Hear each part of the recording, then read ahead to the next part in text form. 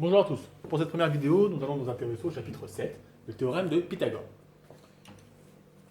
Donc, première partie, généralité sur le triangle rectangle. Nous allons commencer à discuter un petit peu des triangles rectangles et d'une autre notion qui va être centrale dans ce chapitre. Définition donc, un triangle rectangle, qu'est-ce que c'est? C'est un triangle qui a un angle droit. Et un angle droit, pour rappel, c'est un angle de 90 degrés. C'est le seul angle qui vous intéresse dans votre équerre. D'accord? Alors, pourquoi on a besoin des triangles rectangles? Parce que dans les triangles rectangles, il y a l'hypoténuse. L'hypoténuse, ça va être le côté qui est opposé à l'angle droit. D'accord? Donc, lorsque j'ai un triangle rectangle, la première chose que je vais faire, c'est que je vais repérer l'angle droit, qui est là, symbolisé par ce petit carré. Et face à l'angle droit, j'obtiens l'hypoténuse. D'accord? Donc ça va être très important à savoir repérer. Dès que vous avez un triangle rectangle, automatiquement vous repérez l'angle droit, il est codé. S'il n'est pas codé, vous ne pouvez pas affirmer que c'est un angle droit, d'accord? Ou bien si dans l'énoncé on vous dit qu'on a un triangle rectangle en un point, vous faites votre petit dessin au brouillon, à main levée, vous faites votre triangle rectangle, vous faites votre petit carré qui symbolise l'angle droit, et en face, immédiatement, vous écrivez hypoténuse. D'accord? Alors, je répète, hein, dans un triangle rectangle, l'hypoténuse est le côté opposé à l'angle droit. Petit exemple, le triangle ABC est rectangle en A. Imaginons qu'il n'y avait pas de dessin, je le fais. Je le fais rapidement, je fais un triangle rectangle. En A, je mets A, B et C. J'obtiens ça à main levée. Et en face de mon triangle, de mon angle droit, j'obtiens l'hypoténuse qui est BC. Donc BC, le segment BC est l'hypoténuse du triangle ABC. D'accord? Donc, je vais faire un petit exercice rapidement, montrer où est l'hypoténuse, s'il existe. Donc vous regardez chacun des triangles et vous essayez de montrer où est l'hypoténuse lorsqu'il existe. On a besoin d'une condition.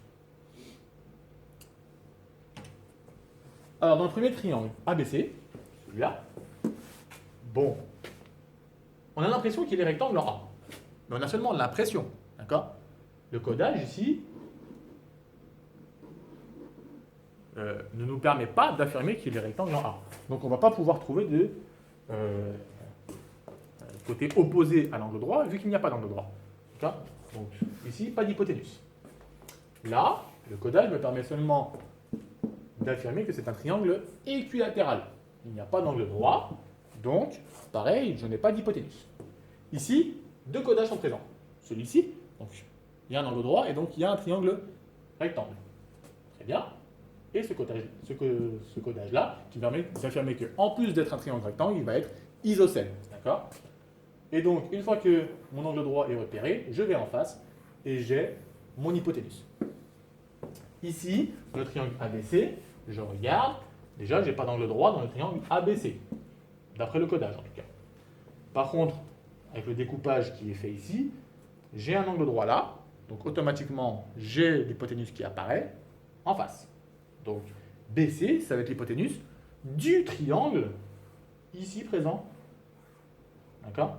Donc ça nous permet de faire attention, hein, qu'il faut faire attention à ce que l'hypoténuse soit précisée pour un triangle. BC, c'est l'hypoténuse de ce triangle-là, pas du triangle ABC. D'accord? Une autre hypoténuse, c'est AC pour ce triangle-là, car ici, j'ai un angle droit aussi. D'accord? On va toujours coder un seul angle droit sur les quatre, de manière générale. D'accord? Dans ce triangle ABC, B, en B, j'ai un angle droit. Donc ABC est rectangle en B. Et en face, j'ai le segment AC qui est donc l'hypoténuse. Là, d'après le codage, je peux seulement affirmer que ces deux segments sont égaux. Et donc le triangle est isocèle. Voilà. Vous reprenez l'exercice si vous avez eu du mal à trouver les différents hypoténus. Autre notion très importante, le carré d'un nombre. C'est une notion qu'on a croisée assez souvent avec x carré, t au carré, etc.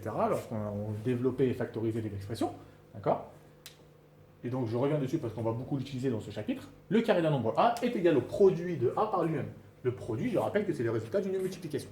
Donc a au carré, c'est-à-dire a avec un petit 2 en haut, a puissance 2, est égal à a fois a. D'accord? Ensuite, il y a des carrés un peu particuliers qu'on appelle carré parfait. c'est le carré d'un nombre entier positif. D'accord? Par exemple, 9, c'est un carré parfait. Pourquoi? Parce que c'est 3 au carré.